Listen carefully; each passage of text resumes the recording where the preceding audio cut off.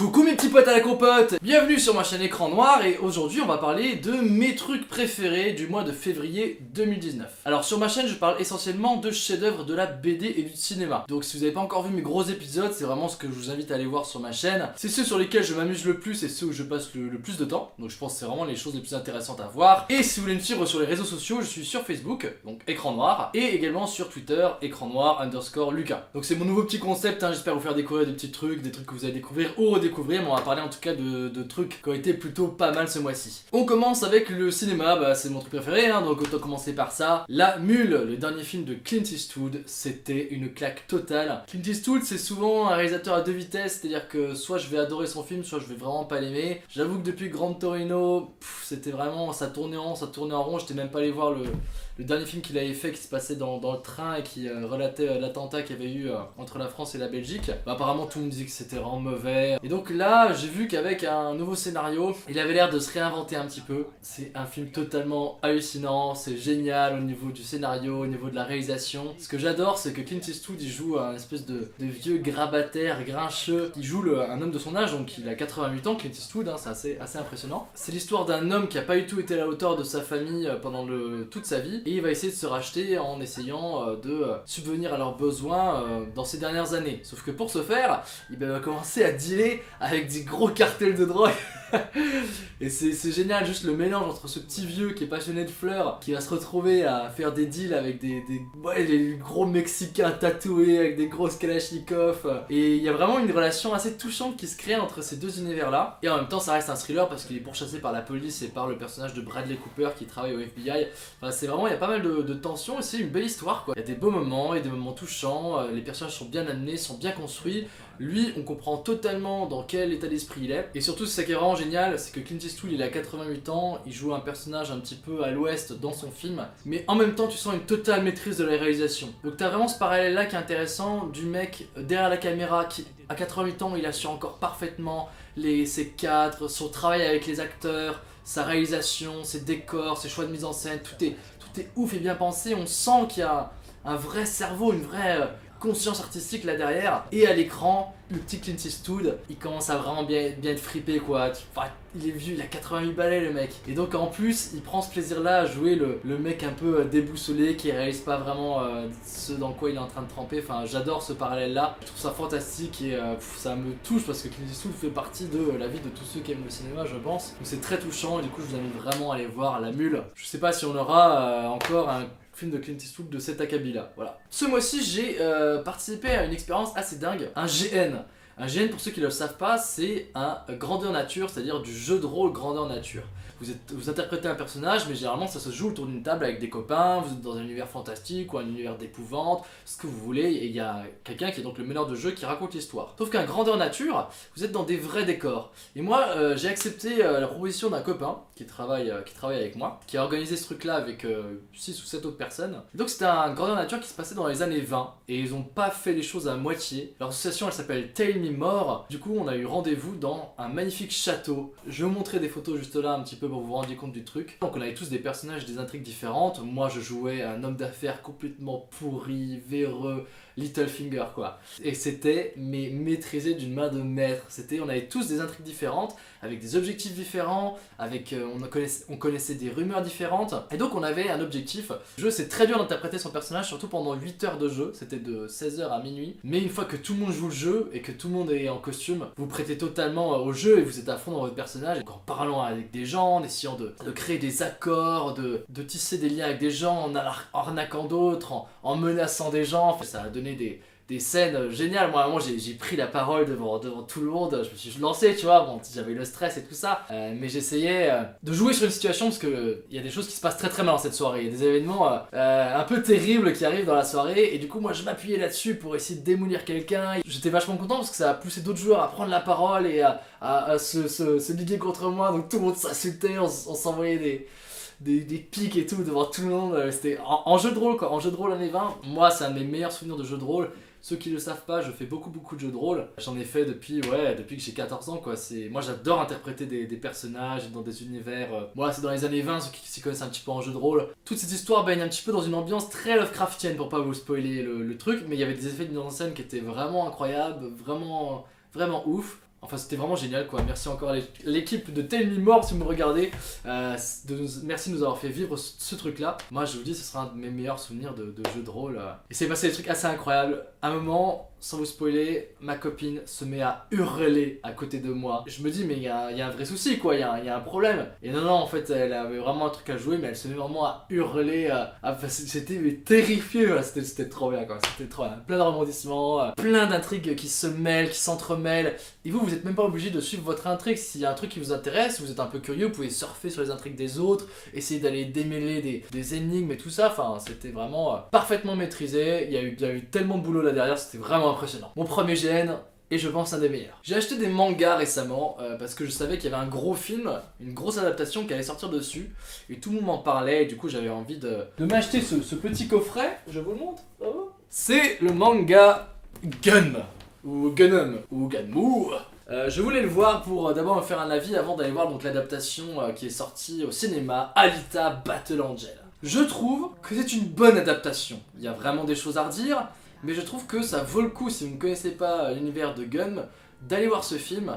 Parce qu'il y a vraiment des choses, moi qui me parlent. Après je sais que la science-fiction c'est vraiment ce que j'adore. Je vais réussir à éluder certaines choses dans le film qui m'ont pas plu, pour vraiment encore plus apprécier les choses que j'ai vues. Mais je trouve que par rapport au manga, ils ont réussi dans ce film à prendre pas mal d'intrigues du manga et à vraiment bien les mêler en un film de 2h10. C'est donc un film de science-fiction où un scientifique va retrouver le cerveau intact d'une cyborg et va lui redonner un corps. Et donc cette jeune cyborg qui s'appelle Gali dans le manga, elle s'appelle Alita dans la version anglaise, va découvrir, avec des yeux presque d'un nouveau-né, elle va découvrir le monde dans lequel elle évolue. C'est ça mon premier petit reproche, c'est que dans le manga, ce monde qui est dépeint est extrêmement violent. Mais il est violent graphiquement, c'est-à-dire qu'ils habitent dans une décharge, la quasi-totalité des gens qui y habitent sont des cyborgs, c'est-à-dire que beaucoup de gens ont vendu des parties humaines d'eux contre des bras mécaniques, et la décharge est un milieu extrêmement violent, dangereux, risqué. Alors dans le film ils arrêtent pas de dire que oui, le milieu dans lequel ils vivent est extrêmement violent, dur, c'est difficile d'y vivre, mais tu le vois pas, alors l'univers est très beau, il a été très bien fait, très bien, graphiquement c'est très joli, mais c'est un peu la butte Montmartre quoi. Franchement t'as des gens aux terrasses qui boivent des petits cafés. Enfin, t'as l'impression qu'il fait bon vivre dans ce milieu-là. Alors que dans le manga, justement pour choquer un peu le personnage, pour lui faire dégager des émotions fortes, on la place dans un milieu qui est extrêmement violent, extrêmement dur. C'est le fond du fond. C'est des gens, la décharge, qui vivent grâce aux restes qui sont envoyés depuis une cité qui surplombe la ville, Zalem. Et donc ça pêche vraiment, ça pêche vraiment. Et ce qui va pêcher aussi dans le film, vous allez avoir des dialogues très gnangnans, très cucu, qui à mon avis auraient pu être remplacés par des vrais dialogues pertinents sur qu'est-ce que c'est d'être un cyborg. Est-ce qu'on peut aimer quelqu'un qui a juste un cerveau humain mais un corps de cyborg? Bah ça c'est vachement intéressant, donc c'est soulevé dans le film, mais c'est traité avec des dialogues un peu pour ados, voilà, un peu lourdin. Donc moi je vous conseille ce film parce que vraiment je l'ai bien aimé et je pense à une bonne bouffée d'air frais à la science-fiction. Je suis allé le voir avec un copain en plus en 4DX, donc quand t'as les sièges qui bougent avec le vent et tout ça. C'était pas la meilleure 4DX que j'ai vue, mais c'était quand même, ça m'a permis aussi de vraiment bien rentrer dans cet univers-là. La réussite de cette adaptation, quand même, je pense, c'est qu'elle est restée très fidèle au scénario du manga. Des fois, vous avez des très belles scènes qui sont presque refaites plan par plan, quoi. La scène sur les espèces d'énormes tuyaux qui vont jusqu'à Zalem, elle est vraiment très très belle, quoi. Ça conserve quand même le même problème qu'avait pu avoir une adaptation comme Ghost in the Shell, c'est-à-dire que vous avez beaucoup de Shell et pas beaucoup de Ghost. Voilà, c'est un film qui est très beau mais qui n'a pas vraiment d'âme, qui a un peu perdu l'âme du manga. Mais quand même quand vous allez le regarder, vous allez avoir des vrais questionnements qu'on retrouve dans des bonnes œuvres de science-fiction et c'est pour ça que je vous conseille vraiment d'aller voir ce film. Et également de lire le manga qui est quand même vraiment pas mal. Parce qu'il a cette héroïne vraiment badass qui maîtrise le Panzerkunst, l'art martial martien, qui permet de défoncer des gueules et de péter des culs, voilà, donc c'est vraiment pas mal. Un personnage féminin ultra badass, on voit pas ça souvent à l'écran, donc ça vaut le coup quand même d'aller voir Gunum. Ou Alita Battle Angel. Très cool aussi ce mois de février, j'ai réussi à mettre la main sur le remake du jeu vidéo Resident Evil 2 en HD. C'est vraiment ultra cool, ça se voit que ça a été fait par les passionnés, ça m'a replongé dans des ambiances que j'avais pas vues depuis 10 ans. Resident Evil 2, moi j'ai découvert ça avec mon grand frère qui a 10 ans de plus que moi, il y jouait, moi j'étais terrifié à le regarder, il jouait à ce genre de jeu, à Resident Evil 2, Dino Crisis, Resident Evil 3, voilà, moi c'est des super souvenirs que j'ai de regarder mon frère jouer à ça. Ça a été super bien fait, c'est hyper cool, c'est toujours aussi stressant. Voilà, moi je l'ai pas encore terminé mais j'ai vraiment adoré. Si vous pouvez poser les mains, du coup si vous êtes un joueur de jeux vidéo, vous pouvez poser les mains sur Resident Evil 2, bah foncez, c'est vraiment C'est vraiment top. Bonne découverte aussi ce mois-ci, une chaîne YouTube qui parle de cinéma. Ça s'appelle le Coroner du cinéma. Merde, je sais plus le nom de la chaîne, mais le personnage s'appelle le Coroner. Je pense que si vous tapez le Coroner cinéma, vous allez le retrouver. C'est vraiment excellent. C'est un mec qui va parler de films. Alors chaque fois en prenant comme sujet la mort. Et pourquoi il fait ça? Parce qu'il se met en scène. En tant que médecin légiste en train d'éplucher des cadavres, et c'est vraiment super bien mis en scène, les lumières sont belles, ils ont un générique assez impressionnant, vraiment tu sens qu'il y a du boulot. Le mec apparemment est prof de cinéma et c'est vraiment passionnant d'écouter. C'est un format assez court, c'est 5 minutes, et c'est génial de l'entendre parler de la question de la mort dans le Roi Lion, et c'est un choix de thématique qui révèle beaucoup de choses que vous n'avez pas forcément vu ou compris dans un film. Donc c'est vraiment super, je vous invite vraiment à aller voir ce mec et à vous abonner si vous ne le connaissez pas. C'est le top du top niveau qualité de la mise en scène et qualité de ce qui est raconté. Bon, je pense que vous avez compris que j'étais un gros fan de science-fiction, mais je sais pas si vous avez vu, si vous avez entendu parler de la prochaine adaptation de Dune, le bouquin de science-fiction le plus culte au monde, par Denis Villeneuve. Denis Villeneuve, c'est le mec qui a fait Premier Contact, qui a fait Sicario, qui a fait Enemy, qui a fait Blade Runner 2049. Dans mon flop de l'année dernière, j'avais parlé de Blade Runner, j'avais dit que c'était un film que je n'avais pas aimé, qui était très très beau, mais qui avait, je trouve, une ambiance, une lenteur qui ne correspondait pas bien avec le sujet traité. Je trouvais que le scénario était bancal, mal amené, et qu'il y avait des choses passionnantes, sur l'intelligence artificielle notamment, et des choses un petit peu ratées sur ces histoires d'enfants élus, voilà. Je pense que ça se mariait assez mal. Mais là, je trouve qu'avec Dune, Denis Villeneuve, il a trouvé son sujet parfait. Si vous n'avez pas lu Dune, je vous invite vraiment à le lire. Dune, c'est vertigineux, c'est des concepts qui vont vous faire tourner la tête tellement ils sont imaginatifs et créatifs. Je sais pas si vous avez déjà eu cette sensation-là quand vous êtes chez vous dans votre fauteuil,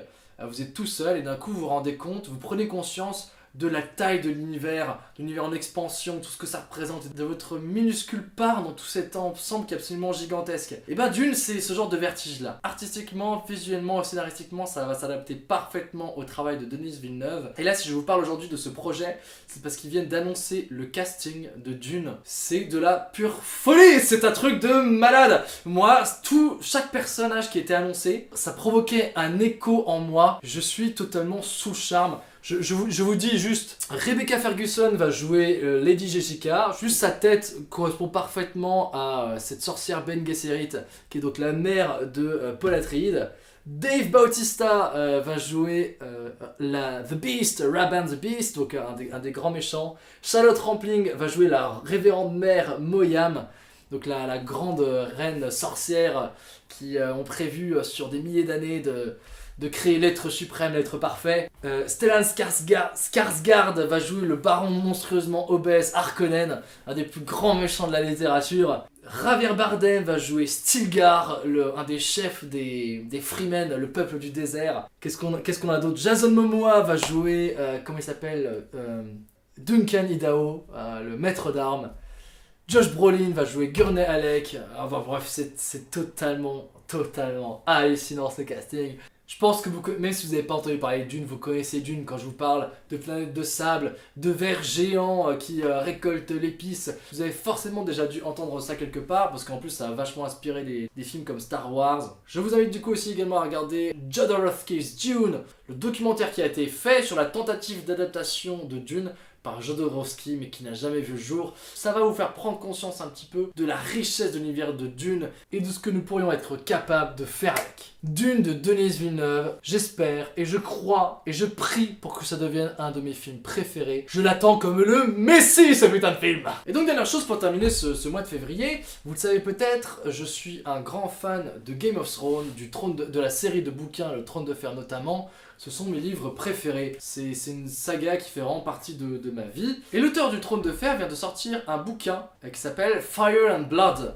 C'est l'histoire des 300 années qui précèdent donc les événements de la série et du livre. Et donc on va suivre toute la dynastie des Targaryen depuis leur conquête de Westeros jusqu'à la rébellion de Robert Baratheon qui va devenir le nouveau roi de Westeros. Alors c'est pas romancé, c'est écrit comme un livre d'histoire. Après il y a quand même des effets romancés qui vont vous faire un petit peu qui vont mettre en avant certaines révélations et voilà. Mais c'est absolument passionnant. Toute la dynastie des Targaryen est tellement différente et variée. Je n'arrive pas à décrocher de la lecture. Ce qui est passionnante, c'est que c'est pas du tout une dynastie tranquille. Il y a un Targaryen sur deux qui est complètement fou. Il y a des guerres civiles entre Targaryens qui remontent à des années et des années. Mon seul tout petit regret, c'est qu'on parle pas de la vie qu'ont eu les Targaryens. Avant la destruction de Valyria, c'était là où vivaient tous les seigneurs dragons. Et les Targaryens étaient une maison mineure là-bas. Ils ont eu des visions comme quoi Valyria allait être détruit. Du coup, ils ont émigré vers Westeros. Et une fois que tout a été détruit, ils sont devenus les derniers seigneurs à posséder des dragons dans le monde. D'où la conquête de Westeros et tout ce qui s'en est suivi. C'est passionnant de suivre ces gens de leur naissance à leur mort, de voir si ça va devenir des gens totalement fous ou des personnes qui veulent faire vraiment le bien, qui veulent changer les choses dans le royaume. Moi j'adore, je vous le conseille. Alors je l'ai pris en anglais. Je l'ai pris en anglais parce qu'en fait à chaque chapitre, vous avez des illustrations comme ça au crayon de papier qui sont vraiment, à couper le souffle. Moi je suis subjugué à chaque fois de découvrir ces œuvres. Il n'y a pas ça dans la version française et je pense que c'est assez chaud parce que en fait juste mettre des visages sur des personnages, ça vous aide aussi à bien comprendre qui est qui parce que c'est assez complexe hein. Quand la nana elle te dit qu'il y a son 10e gamin qui vient de naître, juste te repérer par rapport au prénom, à la personnalité, c'est un petit peu dur quand même. Ça aide en plus pas mal à bien voir tout le tableau de la dynastie. Mais ça se lit plutôt franchement facilement. Voilà, c'est vraiment pas le plus compliqué que j'ai lu, donc je vous invite à le lire en anglais si vous voulez avoir ces magnifiques dessins. Je profite de parler de ce bouquin Fire and Blood pour vous annoncer ma prochaine vidéo. Étant un des plus grands fans du Trône de Fer, je trouvais que c'était un petit peu compliqué de ne pas parler de la série. Et donc ma prochaine vidéo de nos plus grands films qui sortira dans un mois sera sur Game of Thrones. Voilà, je vous laisse mariner un petit peu là-dessus. Je vous dis bye bye et puis à la prochaine vidéo, au mois prochain. Salut!